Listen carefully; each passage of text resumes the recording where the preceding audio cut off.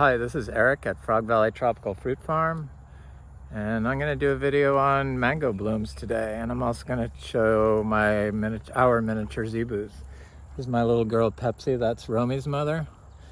She's a 3-year-old cow, just gorgeous. She is super sweet.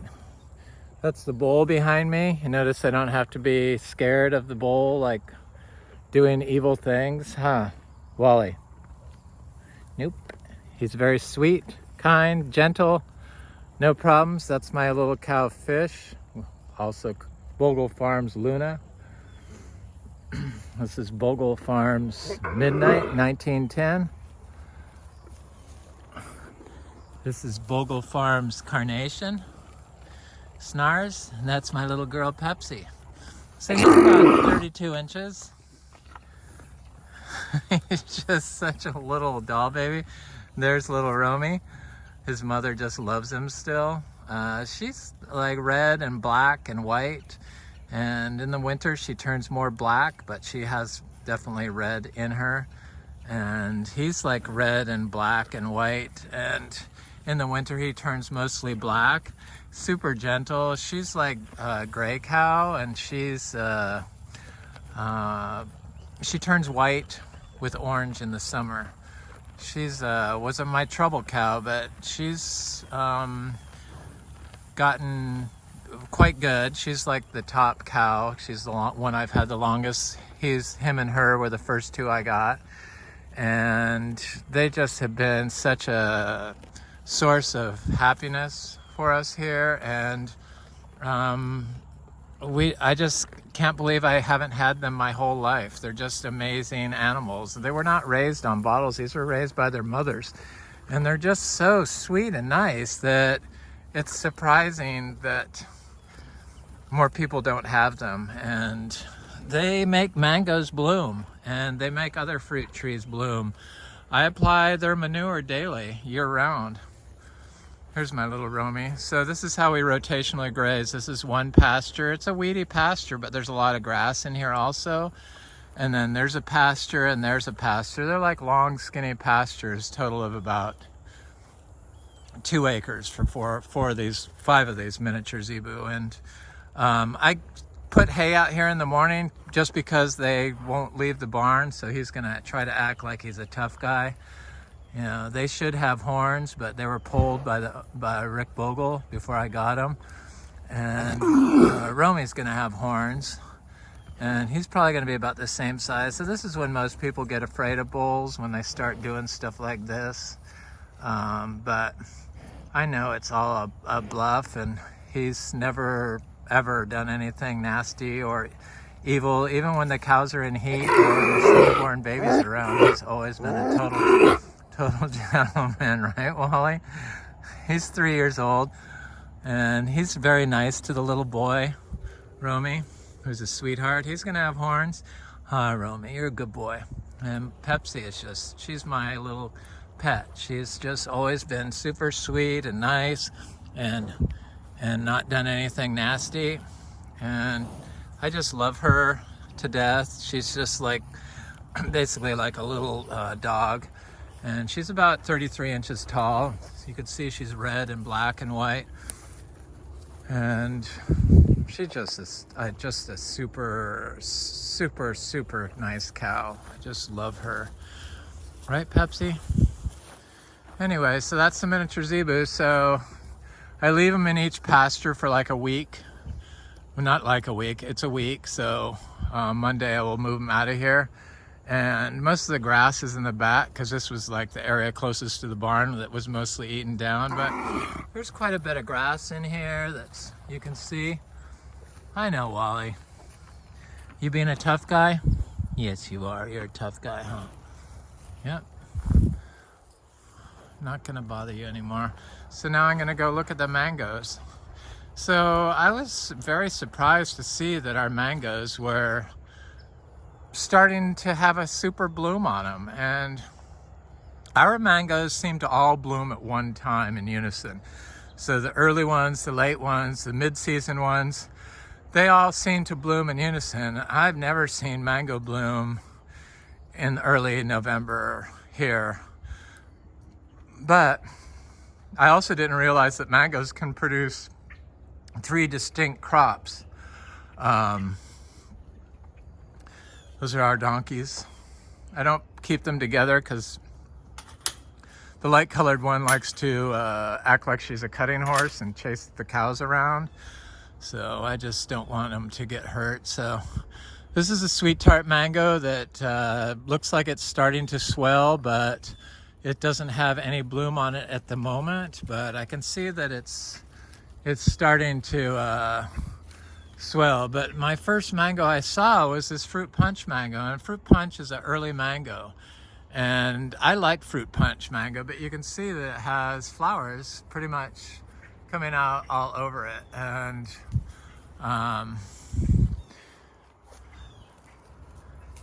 it's not a partial bloom, it's a significant large bloom pretty much on everything. Fruit punch has been shown to be very disease prone from nursery grown trees. And these particular mangoes right here, I give extra manure to. And I've noticed this is our daily manure. So I clean out the barn. I put hay in the barn and lock him in at night. It's coastal grass hay. It's the cheapest hay you can buy in Florida. So it's not, it was approved for use when I was USDA certified organic, and also when I was Demeter certified, biodynamic certified. We are no longer organic certified and Demeter certified. I feel that my videos I do shows what input I use, and that's published, and it's basically I do videos every other day. So really it's not like I can sneak something in, and I'm so paranoid about chemicals in my food or in my farm or on my farm that I just don't want to bring any input on that's going to cause be a chance for nutrient pollution or pollution of chemicals. And even though we can't really get away from forever chemicals since they've been shown to be in the rain now, I just don't want to introduce anything that has the potential to be toxic into our system. And so we're not certified, but people like to spray their mangoes with copper and sulfur, the blooms. But you know, copper has been shown to be a contributor to Alzheimer's, and it does accumulate in the soil, the upper section of the soil. The more you use it, the more it accumulates, and it doesn't move out of the soil readily. So you're going to have to come up with your own decisions, whether it's a good thing or a bad thing. It also kills all aquatic life, and it's a source of runoff because everyone mows their lawns in Florida and mows their agro systems. And so the soil is highly compacted. You know, sand that has grass on it acts as a carpet that holds the sand together, and then when you mow it, it just compacts it into a impermeable substance that's not good for the movement of water or nutrients. So nutrients that you apply mostly just run off into everyone else's yard or go up into the atmosphere. And I'm really excited about these mangoes. So we don't spray those things. And I've shown in my February 20th video last year, or this year, 2023 video, because here we are, I guess this is our 4th bloom in 2023 because we've had 3 distinct crops. So 4 crops setting on our mangoes in 1 year, because we had mangoes all the way, a buttercream mango all the way until October, until the creatures got it, and lemon zest mangoes also. So off of a 3rd crop. So the buttercream set an early crop that was ready in April. I don't know exactly. You can look at my monthly farm updates from April, May, June, July, August, September. I do one monthly farm update of the whole farm that kind of gives an overall view of the farm, what's going on. And in my February 20th, 2023, I clearly show this mango and this mango covered in powdery mildew. And then, and when I show the April video, you can clearly see that there's mangoes all over these trees. So sure, they may have had spots on them, but I would rather have some mangoes with spots on them than to consume copper, because that's what you do when you're like consuming copper. And then the lime sulfur, if you use that as a wetting agent, liming agents have been shown to have a higher concentration of heavy metals. I'm just like putting this information out there. I'm not picking on anyone. I'm just telling people that maybe you need to look and see that maybe you need to look at soil health. I don't understand why people don't look at soil health. It's not just a Florida thing. It's California thing. I know the cacao on TFF, the cacao thing that was just put up, and they were all amazed that somebody could grow a cacao in a pot. And even though it hasn't fruited, but they were just amazed by it. How do you do it? And then they're the ones giving advice. Well, I'm glad that you can give advice on that, but they give advice on you need to remove the membrane from the seeds, from the pod, or you're going to have fungal issues and, a die-off from your seedlings. That has never been the case with us. And Zebu manure has been shown to have to fight fungal pathogens. So maybe that's why we make compost, but nobody discusses what they're using as soil, which should be the first thing they discuss. It's just totally bizarre to me that nobody looks at this soil. So this is a Venus mango, and it's clearly pushing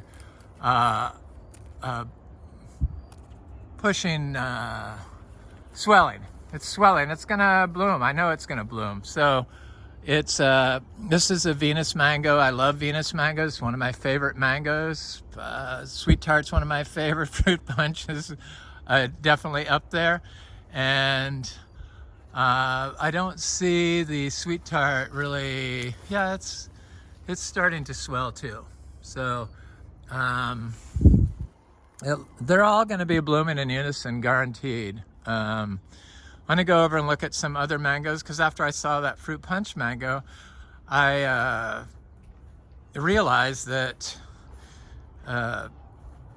maybe some of the, I was like, maybe some of my other mangoes. So I went all the way to the back and checked all my mangoes to see what was going on. And I got back to the very back mangoes, and I had put a new path in this year so that I could haul manure to mangoes that have never been given manure before. So I have some mangoes way in the back that had never fruited. And in the case of Juicy Peach back there, because I couldn't get a wheelbarrow through the tall grass, the weeds and stuff, that it just was too hard for me to haul through there. So way in the back, I had this Juicy Peach mango, and I heard that that's a very good mango. For some reason, I had not tasted it. It's supposed to be on par with Peach Cobbler, which is definitely one of my top 5 mangoes. And I put manure back there because I've been putting manure in the back. I wanted to get it all on before December 1st so that it would be 120 days. This is a honey kiss mango, and this is a coconut cream mango. I wanted to get the manure on the mangoes so that it'd be 120 days before we harvested fruit, because you have to wait 120 days after the application of raw manure to satisfy the health concerns of the federal government over E. coli concerns. So you have to wait 120 days. So I thought it'd be 120 days, but if they're blooming now, maybe it's not going to be 120 days, but surely the second crop, because guaranteed these mangoes that are blooming now, some of them are going to bloom again in a few months, like in February when they usually bloom. And we're going to get a second crop, and I leave those second crops on, and I'm sure that they're going to set. So this is a Peach Cobbler mango. This mango is very young mango tree. It's like going to be 4 years old in January, and we've never watered any of these mangoes ever. I don't water plants when I plant them. I don't have to.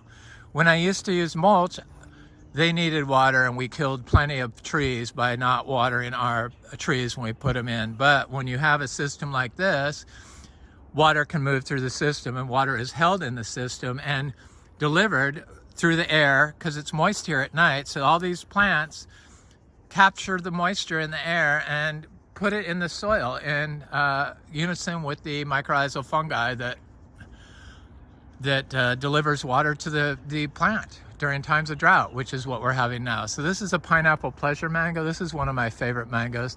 So this is another Venus mango, and it is doing a full bloom. And Venus is a mid-season mango. So it's November 9th, and we got a full bloom on our Venus mango. It just blows my mind that we're gonna have mangoes probably very early in October, in March.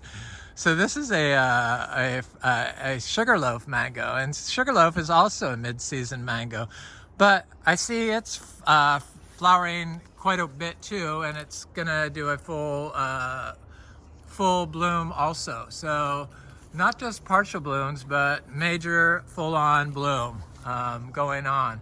I have one on the other side that I will show you, but it's definitely flowering. So this is another fruit punch mango. I'm kind of surprised that this one is not flowering in unison with the other one, but I also see that it's starting to swell. So it's gonna follow very quickly with the other. Oh, it is blooming. So it's just amazing what can be accomplished when you grow holistically and you don't apply copper, which is a insecticide, and you don't apply nitrogen, and you don't apply 0050. I'm not so sold on 0050. I'd rather plant bananas for my potassium in the neighborhood of your trees in more of a permaculture type system. There aren't any back here because I haven't been dividing my bananas, but I'm gonna put them back here. It's just me, myself, and I. Here's a jackfruit tree that has 20 fruit on it, and they're gonna ripen mid-winter, it looks like. This little jackfruit tree is never affected. None of these trees were affected by the 31 degrees we had here 2 winters ago. This is a big sweet tart mango, and this has always been one of my favorite tasting fruit trees, but I realize that it's also a fruit tree that's close to our septic system, and septic systems are a source of forever chemicals. So in Florida, everything is this is my vegetable garden. It's doing quite well. It looks great. I really need to finish it and add more seeds to it, but I just haven't done it.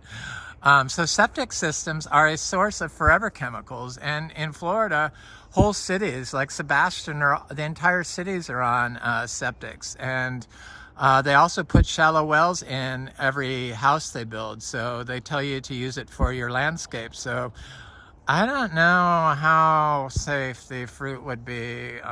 Nothing against Sebastian or anybody growing there, but it would have to be a Superfund site of forever chemicals, since the entire city is on septics, and if you're using shallow wells. And septic tanks are made from plastic for the new ones, so they collect heavy metals and forever chemicals. So I do not see this sweet tart mango doing any bloom. And it does look like it's starting to swell though, so it is. It's starting to swell. Wish my camera would behave better. I need to get one of those new iPhones 15, but I haven't done that. And so this mango, I'm not going to sell any fruit off anymore. I'm going to eat all the fruit myself. It has been my favorite fruit consistently from this particular tree. And it's like, I don't know, it's like less than 100 feet away from the septic system. In my vegetable garden, I put right down from the septic system, so that wasn't very smart. But hey, you know, I have issues too. This is a diamond mango, and I don't see it doing any. Oh, it is starting to swell. Good. I see some swelling, because I was kind of surprised when I saw that the mango had bloom on it, and that all the trees, because all of our trees kind of bloom in unison. And this is another Venus mango, and it really should have some blooms on it. Here's one of my little mango seedlings. So these mangoes, this mango, and that mango are probably too close to the septic for me to ever sell. And then I have an M4 mango that is also probably too close right over here to sell mangoes on. So our Sapadillas are doing quite well. We have lots of fruit on them. This is a Silas Wood Sapadilla. We have several different types of Sapadillas, probably about 30 trees, maybe 20 trees, I don't know, a lot. I just don't really do a video of them. So this is the M4 mango, and it has been it hasn't really given me a fruit, but it is a young tree, but it's not very big. And I gave it some daily manure right there. I found that applying the zebu manure, the more you can give it, it's a zebu manure mixed with hay, mixed with urine, because it's from the stall I clean out. So there's like 20 pounds in the daily manure, and there's like a bale of coastal hay in there that has urine, so urea in it, and it doesn't run off into the environment, and because it's all captured by these grass and weeds. And we have so much biology here that it's a nutrient capture system, so nothing runs off. We don't have any standing water. Nothing is running off into the little ditches here when it rains.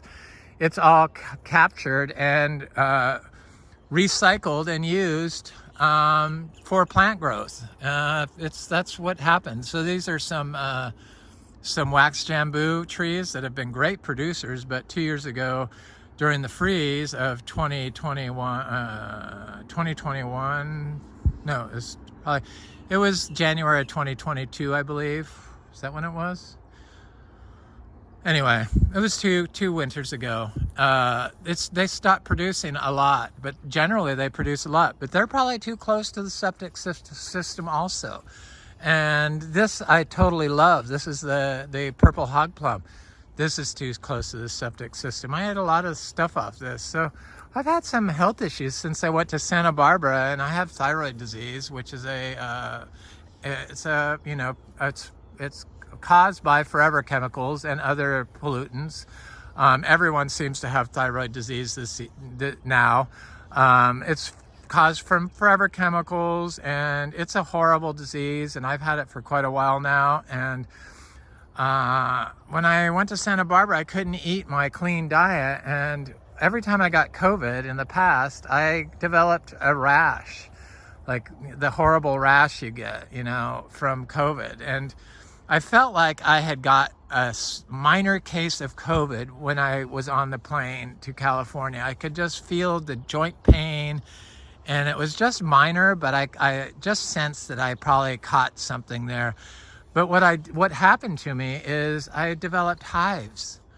And I'd never had hives in my life. And wasn't eating correctly because I couldn't find organic vegan food everywhere. Though I did go to the best vegan restaurant I've ever been to at Montecito Oliver's. It was just phenomenal. But I don't believe it was organic vegan. And all the produce in organic farms is being raised under plastic, which is a known source of microplastic pollution that get uptaken in plants, and it's a known source of forever chemicals. So I didn't eat totally healthy there, and I developed hives, and I didn't know what they were, but it turns out that thyroid disease and hives are like one of the main things that you get from thyroid disease. Fortunately, I'd never had them before. I got them now. They're horrible, and I haven't been able to think. I really haven't been able to read because I'm itching constantly, and it's just a really horrible thing. And that's, one of the reasons why I talk about all these pollutants, because they're bad and they're causing chronic disease in people. And I have one of those chronic diseases, autoimmune disease. So that's why I talk about it. Our septic is right here. So those trees are a little too close for me for comfort to sell any of the fruit. The bananas right there. But what are you going to do? I mean, all these people that live in like Palm Beach, I know a major YouTube channel that they are on septic and they grow all their fruit trees right there in their yard. So there's really no escaping them, but there are ways to get away from them. And probably if you limit what you're eating and what chemicals you use, because all these plastic bottles that they use for cleaners, they're like major source of forever chemicals. So back to the mangoes. Look at this Sugarloaf Mango. So Sugarloaf in the past has been one of my favorite mangoes, and it's a mid-season mango, but this tree is completely covered in bloom. Look at this thing. And what's not blooming is getting ready to bloom. And this is a 3-year-old tree. It's kind of a smallish tree. It's been kind of a miserly when it comes to fruit production. And it just has flowers all over it. Just really amazing. And I'm thinking that this year is its year that it's going to give us some decent fruit. It took till it was 4 years old. I let my mangoes produce fruit when they want to produce fruit. Look at this ginger. I love this ginger. This is not the shampoo ginger. This is like another one. That type of ginger, but it's not the same. So this is that Venus tree, the other side of it, and it's covered in blooms. This is a mid-season mango. Mangoes are huge on this. I used to think this tree was coconut cream, but this is definitely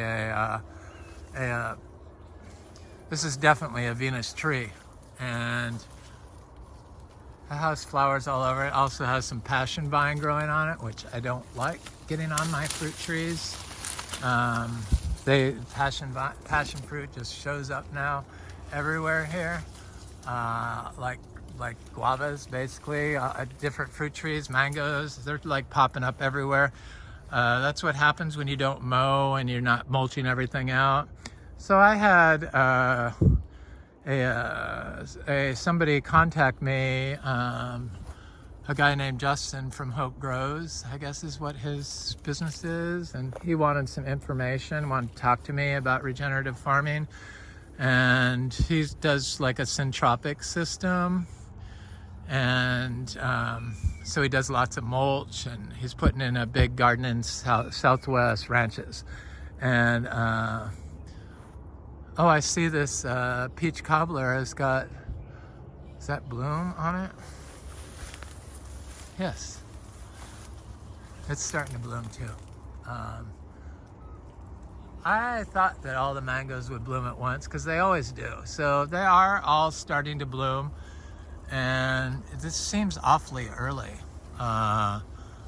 This is a pineapple pleasure. I don't see any bloom on it, but I see that it's got some swollen buds on it. So it's gonna be blooming within the next few weeks too. They're all gonna be blooming at the same time. That's what happens here. Our early, mid-season, and late mangoes all bloom at the same time here. It's very interesting. So he does a syntropic type system. So he mulches out everything and then puts an install in. I'm not totally sold on installs, and I'm not totally sold on mulching out the system. And I explained to him my feelings on that. And I'm not saying that my way is right and that way is wrong. That way is right. However you're doing it is the right way, if that's the path you found. But I do know that the only way to grow soil, build soil, is with living roots in the ground, grass roots. And he was planting elephant grass. and Teutonia and a bunch of other stuff. It sounded interesting, but I told him that, you know, you're focusing on all this like dead plant material and plants, but you need to focus on biology. Probably is the most important thing. And so I explained in depth to him about the Biodynamic Horn 500 and and how it like cured standing water issues for us when I made it and reburied it. Not did it the way the biodynamic people say to do it, is bury it for 6 months. So you take a horn, a holistically grown horn from, I bought my horns from Joseph E. Porter Institute. They're a biodynamic prep maker in Virginia, and they're approved for biodynamic use. So I had to buy a lot of my preps, but I made my own horn manure, the BD 500. So you take the horn, the horned cow, lactating cow manure, and you put the manure inside the horn, and you bury the horn at the spring equinox, and you dig it up in the fall, you bury it in the fall equinox, and you dig it up in the spring equinox. This is black Sapote, and this is a really good fruit.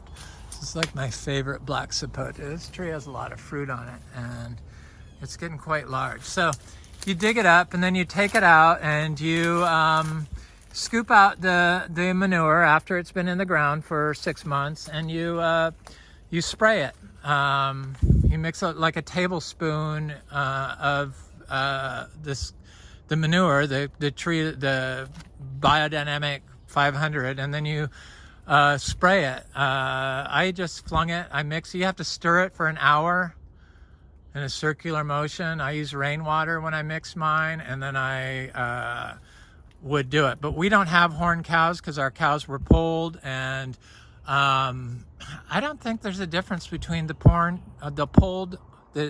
unnaturally pulled cow and the horn cow manure, but what do I know? I don't know everything, but I like to see results. So I just would use the bull manure and the cow manure, and so really I couldn't use it as a biodynamic prep, which is one of the reasons why I stopped being biodynamic certified. Their dogma was just too strict for me.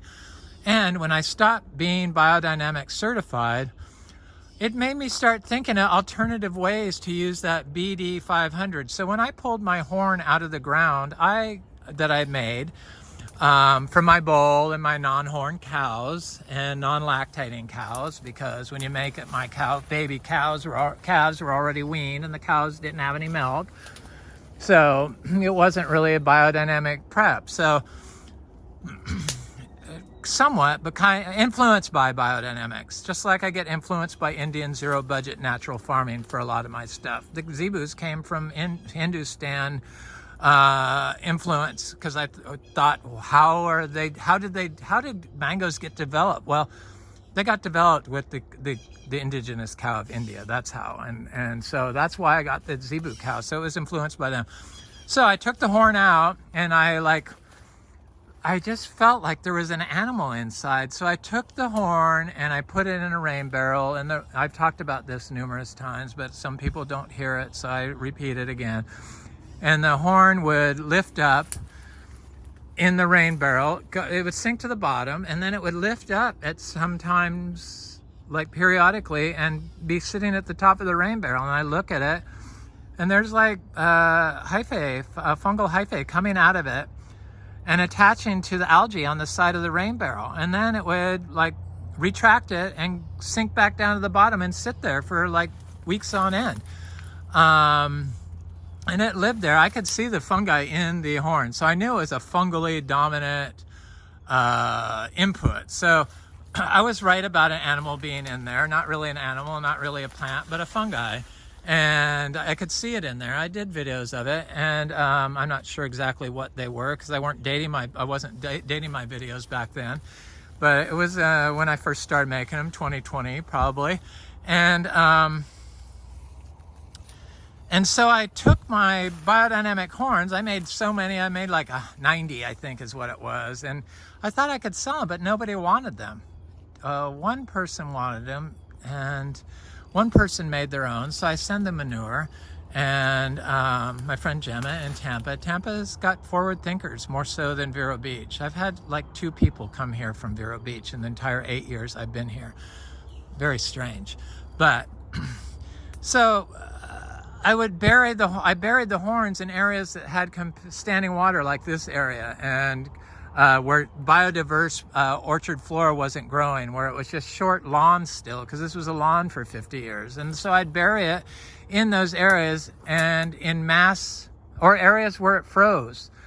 And it always fixed the standing water issues, and it fixed the frost, I believe, and it created biodiversity. So it put the fungi in the soil that wasn't there, the biology. That's why the biology is so important, especially if you're using mulch and you've covered up all the indigenous microorganisms and probably killed them by applying too much mulch. I'm not saying that's wrong. I'm just saying that's how I feel. It's been shown that you can't build soil unless you have a living orchard floor. Compost and mulch is not soil. Compost is less likely to make soil aggregation than naturally formed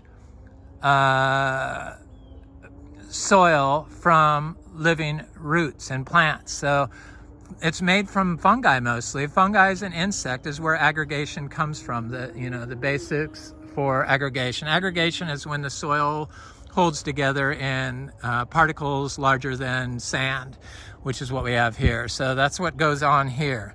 And it does work. And when you spray BD 500, Biodynamic Prep 500, on tall grass, you can see soil being built. You can see soil aggregation being created, which up until I started doing it 10 years ago, they just said that you could not build soil in sand. It was impossible. This is that big fruiting Achachairu tree we have. It got topped twice. It would be a lot taller, but I put some daily manure next to it, and probably if I put more manure next to it, it would fruit more. So this is another Sapadilla. This is the best Sapadilla we have, and it seems to finally have gotten huge. And it's got some fruit up there. I don't see any fruit down here, but it does have some fruit on it. It's finally getting big. This is this is the Juicy Pearl Star Apple, Argentium uratum, Chrysophyllum Argentium uratum. It's the white one from Australia, and it's its own subspecies. Supposed to be one of the best star apples. It's white. It's not the green one. It's not the pink one. It's not the gold one. We have all of those, but it's the white one, the Juicy Pearl. It's probably the rarest star apple we have. And it's finally getting big enough that I'm fairly certain that this star apple is going to flower this year, and this star apple is going to flower this year. This is Jocko Beach star apple. And then possibly this Oscar's giant purple star apple right there is going to flower this year. They're all getting of size. They're all seed grown. So I really need to remove this Banisteriopsis capi vine that's holding down this Ingafuilii tree because it just seems like it's starting to strangle it. I had no idea that this vine would be so aggressive, and I'm not really happy with it. Vines, I feel, can really do damage to trees, but since I planted this Inga tree so close to my house, I wanted something to hold it down. I see it starting to flower. I was worried that because it hadn't flowered this year, but it's starting to flower, and it's right next to this seed-grown Inga spectabilis tree that has flowers on it again. So I'm quite excited to get some Inga fruit finally.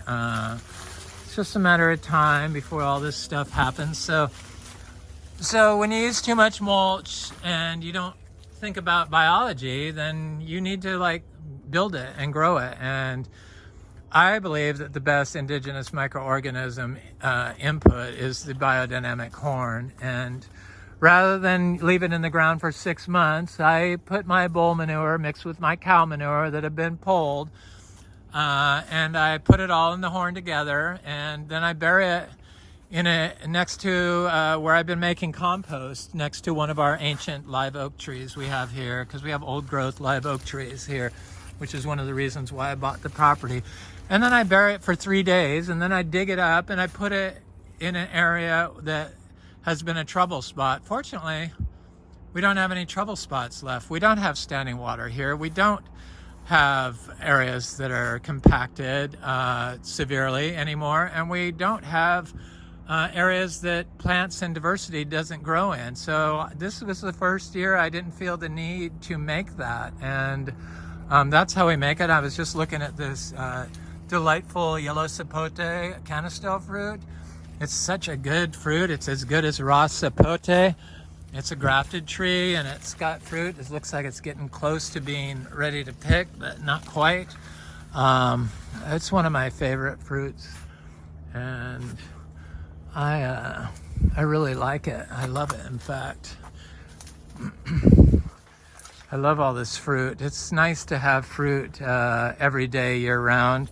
Though in the winter months, it can be kind of hard to find. Here's a big kwai muck tree that has fruited in the past. We have 2 different types of kwai muck trees, kwai muck fruit.